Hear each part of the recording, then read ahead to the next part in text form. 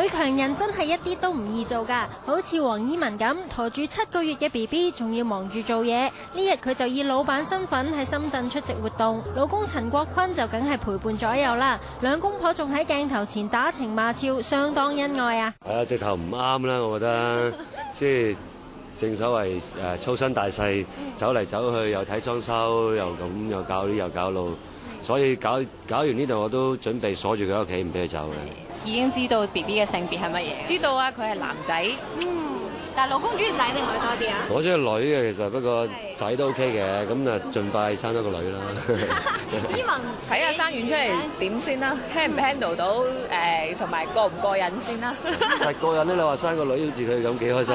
呢日出席活動嘅仲有應采兒、鄭希怡、何嘉莉、張新月、谷祖琳，而近日傳出嘅女星飯局名單，陳家蓉都榜上有名，被指飯局價高達80萬。呢日佢就開腔回應，又驚訝又好笑咧，應該係2016年嘅第一單俾我嘅笑話咯，因為咁多年嚟都從來冇人 approach 過呢一樣嘢咯。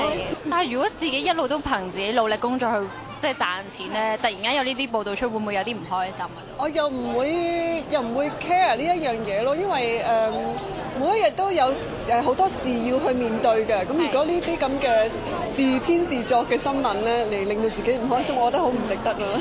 應采兒同 Yumiko 兩位靚媽就話好欣賞依文呢個女強人。丁丁仲話等依文個仔出咗世，就要夾埋咁多位姊妹嘅小朋友組成 BB 版嘅古惑仔。